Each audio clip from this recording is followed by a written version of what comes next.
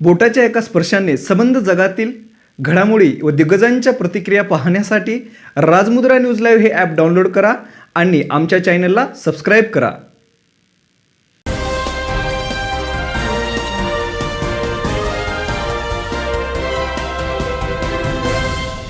सन्माननीय मुख्यमंत्र्यांच्या संदर्भात सन्माननीय नारायणराव राणेजींनी जे काही वक्तव्य केलं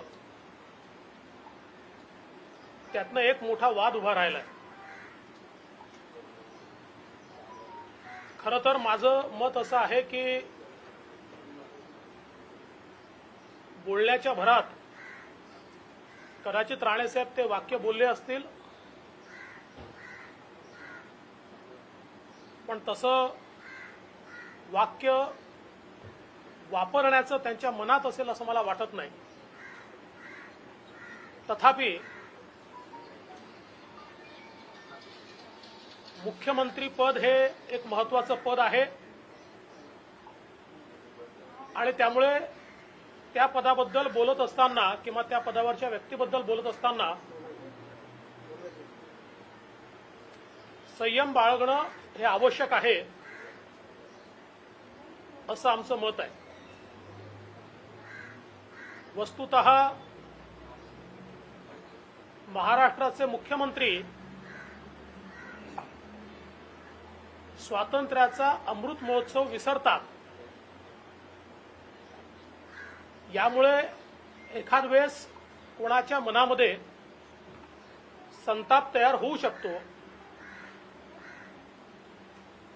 पण तो वेगळ्या पद्धतीनं निषेध करून व्यक्त केला जाऊ शकतो. हे सांगत असताना त्याच्यावर ज्या प्रकारे सरकार कारवाई करत आहे त्याचं बिलकुल समर्थन केलं जाऊ शकत नाही. म्हणजे एखाद्याने वासरू मारलं म्हणून आम्ही गाय मारू, अशा प्रकारे जर सरकार वागत असेल तर एक गोष्ट अतिशय स्पष्टपणे या ठिकाणी मी सांगतो, भारतीय जनता पक्ष राणे साहेबांच्या त्या वक्तव्याच्या पाठीशी नसेल, पण भारतीय जनता पक्ष पूर्णपणे नारायणराव राणे यांच्या पाठीशी उभा राहील आणि राहतोय. खरं म्हणजे ज्या प्रकारे पोलिसांचा ची कारवाई करण्यात आली आहे, मला कधी कधी आश्चर्य वाटतं. शर्जील उस्मानी महाराष्ट्रात येतो, भारत मातेला शिव्या देतो, हिंदूंना खुनी म्हणतो, त्याच्यावर कारवाई करायची हिंमत नाही तुमची. त्याच्यावर कारवाई करताना शेपट्या टाकता. आणि या ठिकाणी मात्र अख्खा पोलीस फोर्स नारायणराव राणेंना पकडण्याकरता आता नाशिकहून निघालाय, मग दुसरं पुण्याहून निघालाय. खरं म्हणजे कायद्याच्या भाषेमध्ये हा कॉग्निझेबल ऑफेन्सच नाही. हा कायद्याच्या भाषेतला कॉग्निझेबल ऑफेन्स नाही, पण त्याला ऑफेन्समध्ये जबरदस्ती कन्व्हर्ट करायचं. आणि मी तर त्या आयुक्तांचं पत्र वाचलं, मला आश्चर्य वाटतं. ते का स्वतःला छत्रपती समजतात का? की जा त्यांच्या मुसक्या बांधा, त्यांना हजर करा. कोणत्या कायद्याने हा अधिकार दिलाय? मुळामध्ये हा नॉन कॉग्निझेबल ऑफेन्स आहे. तो कॉग्निझेबल जर केला तुम्ही तरी जे सेक्शन लावले आहेत त्या सेक्शनमध्ये तुम्हाला पहिल्यांदा त्यांची जबानी घ्यावी लागेल, त्यांची बाजू ऐकावी लागेल आणि त्यानंतरच तुम्हाला कारवाई करता येईल. मात्र ज्या प्रकारे पोलिसांचा गैरवापर चाललेला आहे आणि महाराष्ट्राच्या पोलिसांबद्दल मला नितांत आदर आहे. मी 5 वर्ष त्यांच्यासोबत काम केलंय. त्यांची क्षमता मला माहिती आहे आणि संपूर्ण देशामध्ये निष्पक्ष पोलीस म्हणून महाराष्ट्राचं पोलीस दल ख्यातीप्राप्त आहे. पण आता ज्या प्रकारे या पोलीस दलाचा ऱ्हास मी पाहतोय, सरकारने बस म्हटल्यानंतर काही लोक लोटांगण घालतायत. कायदा जिथे योग्य असेल तिथे कारवाई केलीच पाहिजे. पण केवळ सरकारला खुश करण्याकरता पोलीस दल जर कारवाई करायला लागलं तर मला असं वाटतं की महाराष्ट्राची प्रतिमा ही तशी राहणार नाही. आधीच या सरकारच्या काळात जी वसुली कांड झाली आहे, त्या वसुली कांडांमुळे महाराष्ट्रातल्या प्रामाणिक पोलिसांवर देखील देशातल्या इतर पोलीस दलाचा किंवा लोकांचा ची जी नजर आहे ती नजर बदललेली आहे. आणि अशा परिस्थितीत ज्या प्रकारे पोलिसांचा वापर हे सरकार करत आहे, मला असं वाटतं की अलीकडच्या काळामध्ये पोलीस जीवी सरकार झालंय. प्रत्येक वेळी उच्च न्यायालयातनं चपराक पडते. अगदी अर्णवपासनं कंगनापासनं तर काल परवाच्या विविध विषयांपर्यंत प्रत्येक वेळी झालेल्या कारवाईला सर्वोच्च न्यायालयाने चपराक दिल्यानंतर देखील पोलिसांना आपला बदला घेण्याचं उपकरण तयार करायचं, हे जे काही या सरकारमध्ये चाललेलं आहे ते योग्य नाहीये. आणि पोलिसांनाही मी एवढंच सल्ला देऊ इच्छितो, मी काही धमकी बिमकी देत नाही, सल्ला देतो. आणि एवढाच माझा सल्ला आहे की कायद्याने काम करा. बेकायदेशीर काम करणारे पोलीसवाले आता कुठे आहेत हे मी सांगण्याची आवश्यकता नाही. त्यामुळे पोलिसांनी कायद्याने काम केलं पाहिजे. एकाच ऑफेन्सवर 3-3 ठिकाणी ऑफेन्स रजिस्टर केले जातात, 3-3 टीम त्या ठिकाणी जातात, नॉन कॉग्निझेबल ऑफेन्सला कॉग्निझेबल केलं जातं. जरा दाखवा ना शर्जील उस्मानी करता ही ताकद. आणि यामध्ये मी पुन्हा सांगतो, राणे साहेबांच्या वक्तव्याचं आम्ही समर्थन करणार नाही. पण ज्या प्रकारे सरकार बेकायदेशीरपणे पोलिसांचा गैरवापर करते आहे, संपूर्ण भाजप राणे साहेबांच्या पाठीशी उभं राहणार. आणि मला आश्चर्य वाटतं, सत्ता पक्षाचे शिवसेनेचे लोक दगडफेक करतायत आणि चॅनलवर इंटरव्ह्यू देताना सांगतात आम्हाला उद्धवजींनी सांगितलं. हा कोणता ऑफेन्स आहे बघ, याच्यावर काय कारवाई होणार आहे? आणि भारतीय जनता पक्षाच्या कार्यालयावर जर कोणी हल्ला केला तर खबरदार, ते सहन नाही होणार, ते सहन केलं जाणार नाही. आम्ही हिंसा करत नाही, आम्ही राडेबाज नाही, आम्ही राडा करत नाही. पण आमच्या कार्यालयावर वगैरे जर कोणी चालून आलं ना, पोलिसांची मदत असेल तुम्हाला, पण आम्ही काही त्यांनी दबणारे लोक नाही आहोत. आम्ही रस्त्यावर येऊन लढणारे लोक आहोत. उद्या जर आमच्या कार्यालयांवर हल्ले झाले आणि मी त्या पोलीस आयुक्तांना सांगून देतो, आमच्या कार्यालयावर ज्यांनी हल्ला केला त्यांच्यावर कारवाई केली नाही तर आम्ही दोन्ही विरोधी पक्षनेते त्या पोलीस आयुक्ताच्या कार्यालयासमोर जाऊन त्या ठिकाणी आंदोलन करू. कायद्याचं राज्य असलं पाहिजे, तालिबान नाही आहे, कायद्याचं राज्य असलं पाहिजे. त्यामुळे एकूणच ज्या प्रकारे पोलिसांचा गैरवापर चाललाय हे योग्य नाहीये. आणि अवैधपणे राणे साहेबांना पोलिसांनी अटक केली तरी जन आशीर्वाद यात्रा थांबणार नाही. आमचे विरोधी पक्षनेते प्रवीण दरेकर, रवींद्र चव्हाण आणि आशिष शेलार यांच्या नेतृत्वात ती यात्रा आम्ही पूर्ण करू. आमची यात्रा रोखण्याकरता तुम्ही 40 FIR केल्यात. म्हणजे त्यांच्या नेत्यांनी वेगवेगळ्या ठिकाणी जाऊन युवा सेनेचे कार्यक्रम करायचे, तिथे किती गर्दी झाली तरी त्याच्यावर FIR नाहीये. पण आमच्या यात्रांवर FIR आहे, पण काय हरकत नाही. पण आमची यात्रा तुम्ही रोखू शकणार नाही. पोलिसांच्या भरोशावर भारतीय जनता पक्षाला रोखण्याचा प्रयत्न 50 वर्ष झाला, पण भाजप थांबलेलं नाही, थांबू शकत नाही. त्यामुळे ती यात्रा आम्ही कंटिन्यू करू. माझा सरकारला अतिशय स्पष्टपणे सल्ला आहे, अशा प्रकारच्या ज्या काही गोष्टी आहेत या लोकशाहीमध्ये योग्य नाही आहेत. आता माझा पुढचा सवाल आहे, तुम्ही केंद्रीय नेत्यांना निर्लज्ज म्हणता, त्याच्यावर ऑफेन्स का नाही दाखवलं?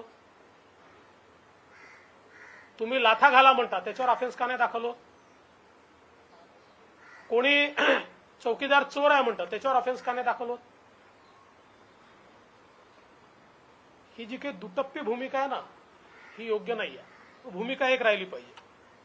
आमचं तर आम्ही बोलतच नाही. आमच्या विरुद्ध, आमच्या परिवाराच्या विरुद्ध, आमच्या कुटुंबाच्या विरुद्ध, आमच्या पत्नीच्या विरुद्ध तुम्ही काय काय केलं ते आमचा वैयक्तिक मामला आहे, आम्ही त्याला सक्षम आहोत.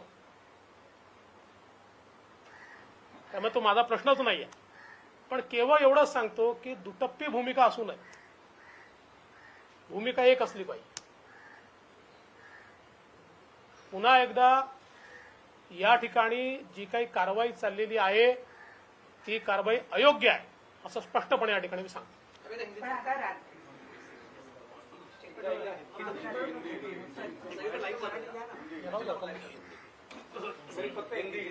जरा खुर्ची बदलतो.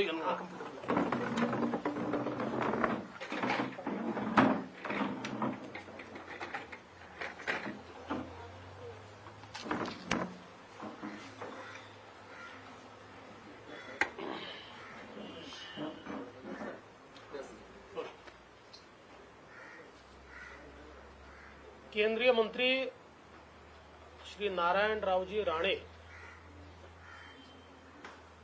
इन्होंने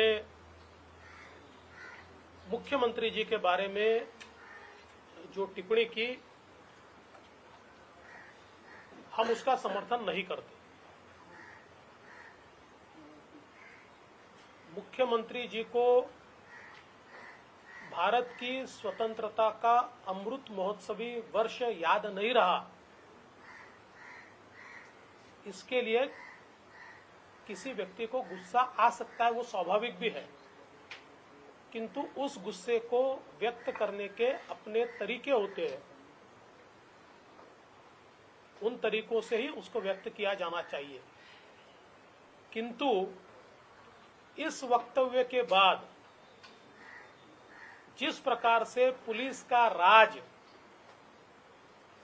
चलाने का प्रयास सरकार की ओर से किया जा रहा है, मैं स्पष्ट रूप से कहता हूं कि भारतीय जनता पार्टी वक्तव्य का समर्थन नहीं करेगी, पर व्यक्ति का समर्थन पूरे तरीके से करेगी. भारतीय जनता पार्टी नारायण रावजी राणे इनके पीछे पूरी ताकत से खड़ी रहेगी. मुझे आश्चर्य लगता है, शर्जिल उस्मानी नाम का एक व्यक्ति महाराष्ट्र में आकर भारत माता को गाली देता है, हिंदुओं को गाली देता है, और महाराष्ट्र की पुलिस अव्वल तो उसके खिलाफ FIR भी नहीं करती, उसके ऊपर कोई कार्रवाई नहीं करती. लेकिन केंद्रीय मंत्री नारायण राणे जी के वक्तव्य के बाद दो जगह FIR दाखिल होते, टीम निकलती है, और सबसे बड़ी बात तो यह है कि पुलिस कमिश्नर आदेश देते हैं कि इनको पकड़ा जाए, कोर्ट के सामने हाजिर किया जाए. पुलिस कमिश्नर साहब को कानून पता है देश का, ये नॉन कॉग्निजेबल ऑफेंस है, और जिसको कॉग्निजेबल बनाने का आपने प्रयास किया है उसमें भी आपको पहले नोटिस देनी पड़ेगी, क्योंकि आपने IT एक्ट में दिया है. कुल मिलाकर जिस प्रकार से पुलिस का बल इस्तेमाल करते हुए राणे जी की यात्रा को रोकने का प्रयास किया जा रहा है, अव्वल तो कानूनन पुलिस उन्हें अरेस्ट नहीं कर सकती, पर महाराष्ट्र में आजकल कानून का राज नहीं दिखता। गैर कानूनी ढंग से अगर उन्हें अरेस्ट किया गया तब भी जन आशीर्वाद यात्रा चलेगी। हमारे विपक्ष नेता प्रवीण दरेकर, रविंद्र चौहान और आशीष शेलार उस यात्रा को लेकर आगे बढ़ेंगे, लेकिन पुलिस का इस प्रकार से उपयोग करना, ये सरकार एक प्रकार से पुलिस जीवी सरकार है, इस प्रकार का आज चित्र हमको दिखाई पड़ता है। और ये सारी कार्रवाई जो गैर कानूनी कार्रवाई चल रही है, इस गैर कानूनी कार्रवाई का हम निषेध करते हैं। मैं चेतावनी देना चाहता हूं, भारतीय जनता पार्टी के कार्यालय पर पुलिस के संरक्षण में कुछ लोग पथराव करने की कोशिश कर रहे हैं, इसको सहन नहीं किया जाएगा, इसकी रिएक्शन आएगी। हम कानून हाथ में लेते नहीं है, हम रास्ते पर आकर राड़ा करने वाले लोग नहीं है, किंतु अगर हमारे कार्यालयों को टारगेट किया जाएगा और पुलिस देखती रहेगी तो हमारे कार्यालयों को संरक्षण देने के लिए हम सक्षम है। कुल मिलाकर जिस प्रकार की भूमिका पुलिस की दिखती है और जिस प्रकार से पुलिस का दुरुपयोग आज महाराष्ट्र में चल रहा है, मुझे लगता है कि एक प्रकार से महाराष्ट्र में कानून का राज अभी नहीं रहा है। जिस तरीके सर, पण ज्या पद्धतीनं आज मुंबईत असेल किंवा ठिकठिकाणी ज्या पद्धतीनं राडे होत आहेत, त्याच्या या राड्यांबद्दल कुणीही प्रतिक्रिया देताना दिसत नाही किंवा शांततेचं आवाहन करताना कुणी दिसत नाही. नाही, राडे करतो कोण आहे? शांततेचं आव्हान कोणी केलं पाहिजे? राडे जर शिवसैनिक करत असतील तर त्यांच्या नेत्यांनी शांततेचं आव्हान केलं पाहिजे, आणि ते तर मुख्यमंत्री आहेत, पहिली जबाबदारी त्यांची आहे, दुसऱ्या कोणाची जबाबदारी आहे? मी भारतीय जनता पक्षाच्या कार्यकर्त्यांना सांगतो, भारतीय जनता पक्षाच्या कार्यकर्त्यांनी संयम ठेवावा, कुठेही त्यांनी प्रवोक होऊ नये, हा एवढं निश्चित आहे. आपल्या कार्यालयावर जर कोणी चालून येत असेल आणि पोलीस संरक्षणात चालून येत असेल तर आपल्या कार्यालयाचं संरक्षण करणं हे आपलं कर्तव्य आहे. तेवढ्यापुरतं आपण संरक्षण केलं पाहिजे, बाकी भारतीय जनता पक्षाने शांतता पाळावी. पण महाराष्ट्रात या क्षणाला इतरही जन आशीर्वाद यात्रा चालू आहेत, म्हणजे दानवेंची सुरू आहे, त्याच्या आधी भारती पवारांची सुरू होती. इतर कुठल्याही जन आशीर्वाद यात्रेबाबत इतके वाद होत नाही, इतके वाद राणेंच्याच जन आशीर्वाद यात्रेबाबत होताना दिसतात का? तर याचं उत्तर तुम्हीच दिलं पाहिजे. नाही, पण त्यांच्याकडनं वारंवार वादग्रस्त वक्तव्य येत आहेत किंवा असं आहे, मी एक प्रश्न विचारतो की समजा महाराष्ट्राच्या मुख्यमंत्र्यांनी लाथामारा म्हटलं तर तो ठाकरी बाण, आणि इतर दुसऱ्या कोणी काही म्हटलं तर यांची जीभ घसरली, ही दुटप्पी भूमिका सोडली पाहिजे. मी पुन्हा सांगतो, त्या वक्तव्याचं समर्थन होत नाही, पण तुम्ही दुटप्पी भूमिका सोडली पाहिजे. राष्ट्रवादीकडे ग्रह खाता आहे. ज्या पद्धतीनं पुण्यात तोडफोड होते, नाशिकमध्ये तोडफोड होते, आणि मागच्या काही काळांमध्ये कोरोनाची कारणं दिली जाते, आंदोलन करू नका, काही ह्या गोष्टी करू नका, या सगळ्याकडे कसं बघताय? कारण राष्ट्रवादी असेल किंवा जे आहेत ठोसपणे कोणी भूमिका घेताना दिसत नाही. स्टेट स्पॉन्सर्ड आहे ना ही जी काही तोडफोड चाललेली आहे. बंगालमध्ये आणि महाराष्ट्रात आता काय फरक राहिला मला सांगा? बंगालमध्ये पोस्ट पोल व्हायलन्स असा स्टेट स्पॉन्सर्ड होता, आणि त्याच्यावर आपल्याला माहिती आहे आता उच्च न्यायालयाने एसआयटी तयार केली आणि त्यातल्या काही केसेस सीबीआयला दिल्या, कारण हे लक्षात आलं की हा स्टेट स्पॉन्सर्ड आहे, इथले पोलीस काही करणार नाहीये. महाराष्ट्रात ही वेळ कृपया येऊ देऊ नका. महाराष्ट्र पोलिसांचा दर्जा मोठा आहे, देशामध्ये त्यांना मान आहे, त्यांची मान खाली घालायला लावू नका. दोन्ही मंत्री अशा पद्धतीचे वक्तव्य करताना पाहायला मिळत आहेत. महाराष्ट्राची ही संस्कृती नाहीये, कुठेतरी राजकारणाची परिभाषा बदलते असं म्हटलं जाऊ शकतं काय?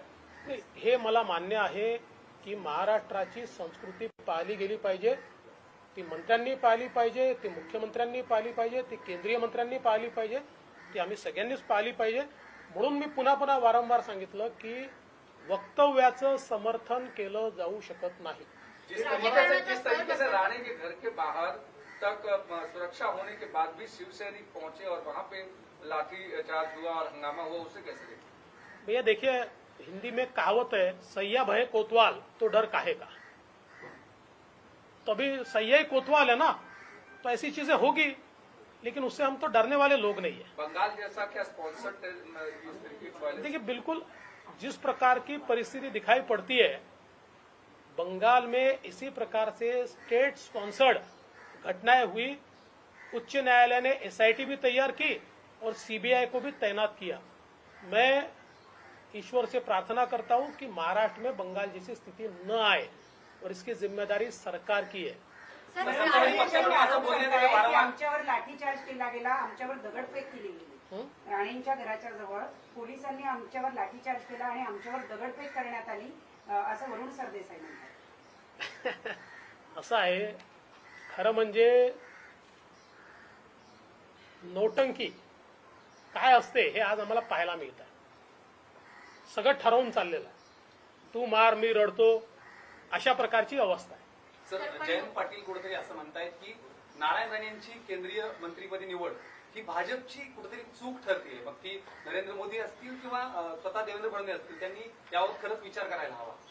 मला असं वाटतं की हे सरकार सत्तेत येणं ही महाराष्ट्राची कुठेतरी चूक दिसते। तुम्ही सांगताय नॉन कॉग्निबल ऑफेन्सेस आहेत, पण तरी सुद्धा अरेस्ट होऊ शकतं, कुठल्या बेस होतात? कारण तुम्हाला सुद्धा कायद्यातली याची माहिती आहे। कुठल्याही कायदे तज्ञाला विचारलं तरी या नॉन कॉग्निजेबल ऑफेन्स आहे, आणि तो कॉग्निजेबल केला, आता केलाय त्यांनी, नियमाच्या बाहेर जाऊन केलाय, तरीही त्यांना नियमाने पहिले नोटीस द्यावी लागेल, त्याशिवाय ही कारवाई करता येत नाही। पण ते निघाले आहेत ना, टीव्हीवर देऊन राहिले ना। अरे असेल हिम्मत तर जा ना शर्जील उस्मानीला पकडायला, हिम्मत नहीं तुमची। साइबर क्राइम पुलिस स्टेशन के जरिए गुनाह रजिस्टर किया गया, उसका बेस किस तरीके से आप देखते हैं? देखिए, ये सरकार बार बार हाई कोर्ट में मुंह के बल गिर रही है, इस मामले में भी ये सरकार मुंह के बल गिरेगी। सर, राणे यांचं हे केंद्रीय मंत्री वक्तव्य नरेंद्र मोदी यांचं वक्तव्य समजावं, कारण त्यांनी मंत्री केले असं जयंत पाटील म्हणतात।